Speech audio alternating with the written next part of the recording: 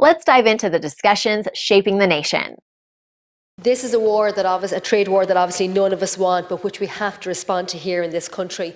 So I think we need to be clear on a few things, and we have to say clearly to government, I don't believe anybody in this House is calling for an economy-wide wage subsidy scheme, as I've heard the Taoiseach and some others suggest over the last number of days. To do so would be disproportionate and unnecessary. So we shouldn't waste our time in a bogus debate about job supports or no job supports.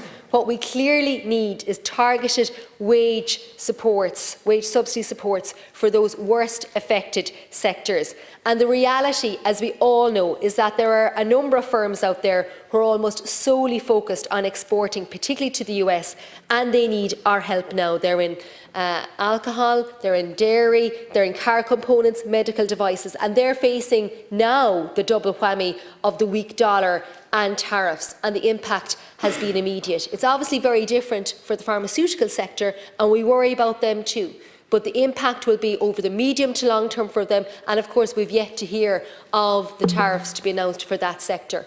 But for the sectors that are suffering now, the reality is that some of those are high margin, others are lower margin, some have a high price elasticity of demand, others are much more immune to price changes. So no one size fits all, but we have to learn the lessons from the past.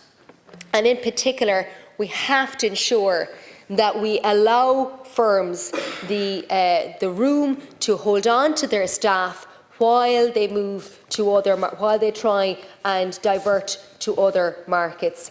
And when we look in this country, we have a short-term work scheme that is simply not fit for purpose. It is unconscionable that we would be asking workers to sign on the dole for the days they're not working, facing an absolute cliff edge in terms of their wages, when we have the firepower of the state to ensure that those wages are supported for a short period of time. We're not talking about anything long-term here, but for a short period of time to ensure that those workers who are around the country right now are worrying about how they're going to pay their mortgage, their car loan or the school tour for their child, that they can be supported in the weeks and months to come, while those other marketing supports and all the other supports from the state are put in place to help those firms redirect their trade to other countries.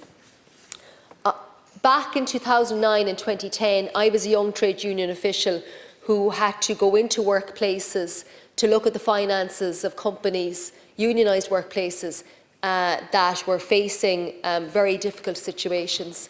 And the memories are seared into my brain of the devastation on workers' faces when I had to talk to them about the dramatic drop in revenue, the possible pay cuts or indeed redundancies that were on the table. And the damage of those job cuts, those wage cuts on people's lives, on their skills, that damage was in this country for many, many years. It lasted for well over a decade. And when we compared that awful time in Ireland when we went through a recession where our deficit was through the roof, our country is almost unrecognisable now. And we have to use the resources of the state to ensure that those workers, particularly those in low and middle income jobs, are supported in the short to medium term, so that so that their wages don't fall over a cliff edge, and while their employers are trying to find other markets, that they are supported. The reality is that we don't know whether these tariffs are going to be short or long term.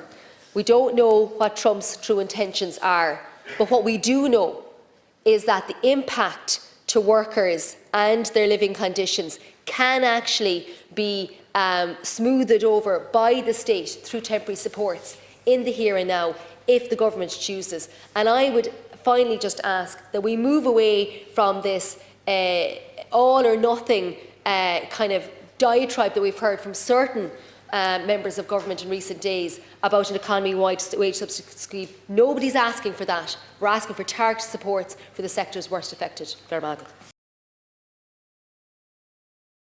Like, share, and subscribe, and let us know your thoughts in the comments. We'd love to hear from you.